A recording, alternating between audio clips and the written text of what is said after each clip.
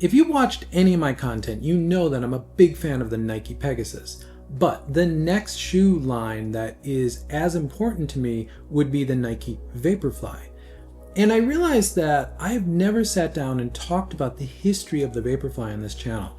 I've touched on it in parts, it's come up in other videos, but I've never started from the beginning and walked all the way through now. And with the introduction of the Vaporfly 4, which there'll be content coming on this channel very soon, I thought this was a good time to finally write that and sit down and talk about the history of the Vaporfly.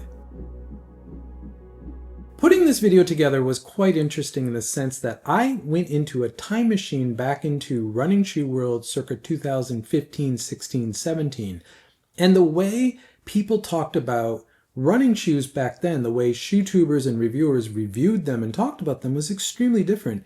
Things like stack heights and foams and all the things that we now talk about in 2025 just really were not discussed. In fact, other than Boost from Adidas, no one was talking about foam. So when Nike's ZoomX foam came out in the Vaporfly 4%, it was a big deal. Finally, people were talking about foams, but there's a lot more to the story. So the two primary sources for a lot of the information in the early part of this video, up to the launch of the 4%, come from two sources.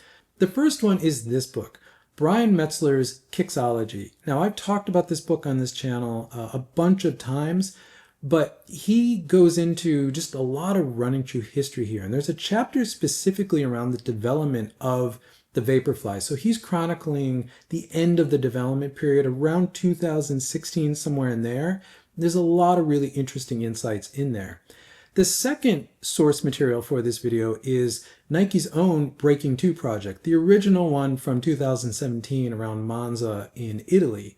Nike did a lot of films about this. There was a National Geographic film, Wired did a lot of content, Nike did a lot of content about this.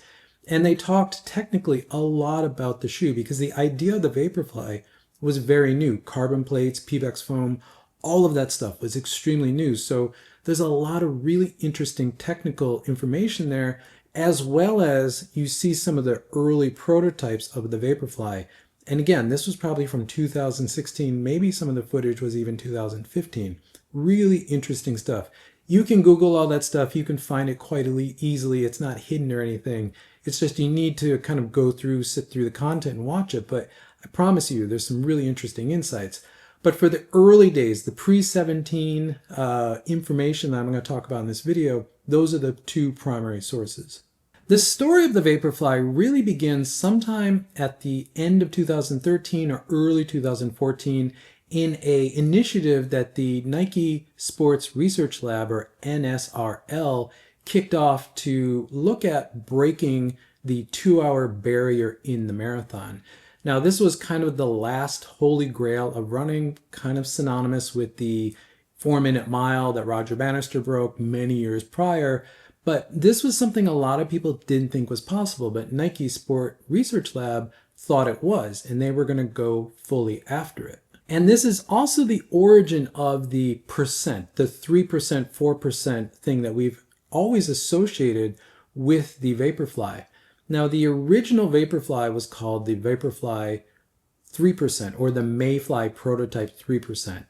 Where did 3% come from? Well, back in 2014, when the NSRL was putting this together, the current marathon record, the one they were working from, was the 2011 Berlin marathon record of 2:03:38. And they figured to get to 1:59:59, which was breaking 2 hours, you would need a 3% or approximate 3% improvement to break that time. So that's where 3% originally comes from. And by 2014, Nike was playing with some prototypes. Now, this was early days of this initiative.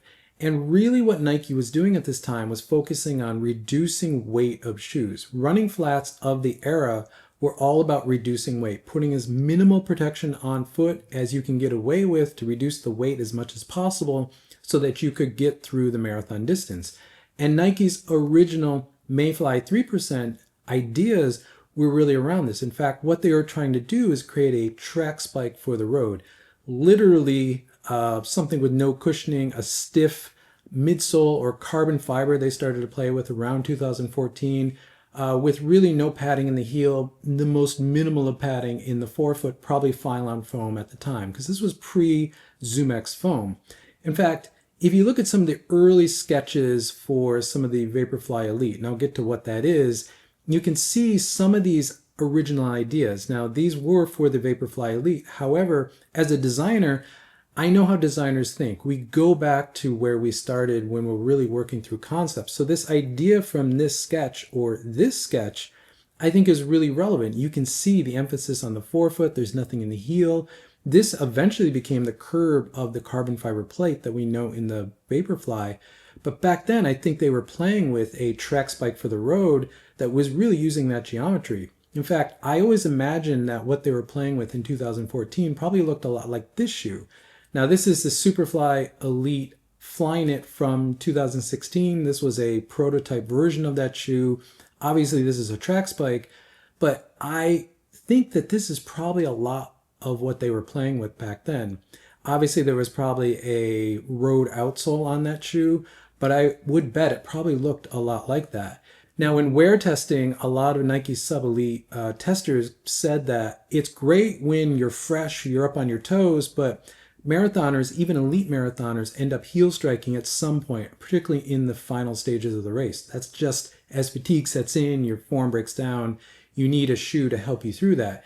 And the idea of a track spike for the road for the marathon was a no-go. So Nike quickly abandoned this line of thinking, and instead of focusing on the lightest shoe possible that had the most stiffness, they started to look at other options for cushioning.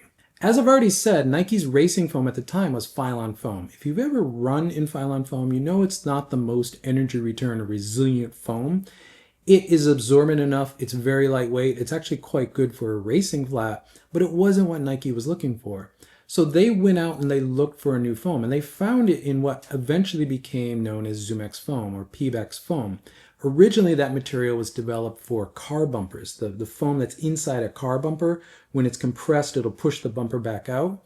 Nike found that foam and they realized that that was exactly what they were looking for. That gave them the energy return that they knew they needed for this new type of shoe they were developing. In fact, when they looked at the energy return characteristics of what became known as ZoomX foam, it was 87% plus, if not more, whereas EVA at the time was 50 to 60%, and even Boost's foam, which was a TPU foam, was in the 70% range. Better, but still not what they were really looking for. ZoomX really was a revolution at the time, and it still is today in 2025. By 2015, late 2015, in the run-up to the 2016 Olympic Games, now they were making prototypes with this new ZoomX foam, the carbon fiber plate. They were sticking Streak LT uppers on this shoe, and this is what it looked like. This is one of the earliest prototypes. It doesn't have a Streak LT upper on it, but this was basically what Nike was playing with in the Vaporfly, or what they still called the Mayfly, or just 3% back in 2015.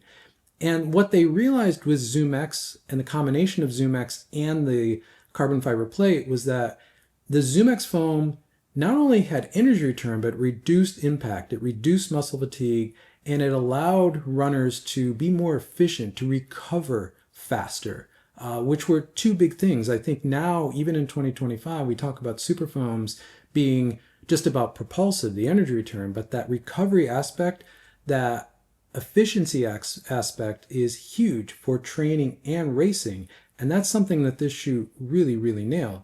And then in 2016, we saw the early Vaporfly prototypes sweep the podium of the men's marathon. And that was pretty much the first shot of the Vaporfly to the world that this is going to change everything. And it really was that 2016 Vaporfly prototype, and that's really the first use of the term Vaporfly in the public, at least, that really shook the running world. That was the shoe that really started it all. So when this shoe came out, the Vaporfly 4% in 2017, is really the first consumer model that you could buy. Obviously, that literally changed the running world overnight. Let's look at the progression of the Vaporfly from that original 2016 Vaporfly 3% prototype that was raced at the Rio Olympic Games all the way to now, the Vaporfly 4 in 2025. So starting with the Vaporfly 3% in 2016, that led quickly to the Vaporfly 4% in 2017, and that being the first consumer model that, everyone could buy, though it was really hard to find back then. Also, in parallel to that, the Vaporfly Elite was developed. Now, the Vaporfly Elite was developed for specifically the Breaking 2 project. That was the one that was actually raced around Monza. And what's interesting about these two shoes is that already from the start, there was sort of a parallel path of development of the Vaporfly. The Vaporfly 4% turned into the Vaporfly 4% Flyknit in 2018, and eventually the Vaporfly Elite turned into the Vaporfly Next Percent in 2019. In Brian Metzler's book, he talks a lot about some of those early prototypes, particularly the ones that led to the Vaporfly 4%, being tested with a carbon plate and without a carbon plate. And the testers loved both of them. Nike went with the carbon fiber plate because there was more efficiency there, but there was also a technology story that really was compelling, and that's really Nike innovation at its core. But also in 2018, we got the Pegasus Turbo, and Brian Metzler says in Kixology that the Turbo really was the non-plated Vaporfly. And what's interesting to me there is that the two shoes felt very different, but they were both very exciting. And the Turbo really brought ZoomX into the training space, where previously ZoomX was only for the racing space in the Vaporfly. But what is really interesting to me is that's really the end of the 3% to 4% development path. Because as I've already pointed out, the Vaporfly Elite, which was created for the actual Breaking 2 event around Monza, is what led to the Vaporfly Next Percent. Almost a completely different shoe. More stack height, more aggressive geometry, just a more aggressive shoe than what the original 4% was, which was really riffing off of those original 3% prototypes. In 2019, we got the Vaporfly Next Percent. 2021, we got the Next Percent 2, which had a minor update change. 2023, we got the Vaporfly 3, which was a sizable change. In some ways, it stepped the shoe forward for average runners, and in other ways, it stepped the shoe backwards for elite runners. And in 2025, we are now seeing the Vaporfly 4, which in many ways is bringing the Vaporfly back to its roots.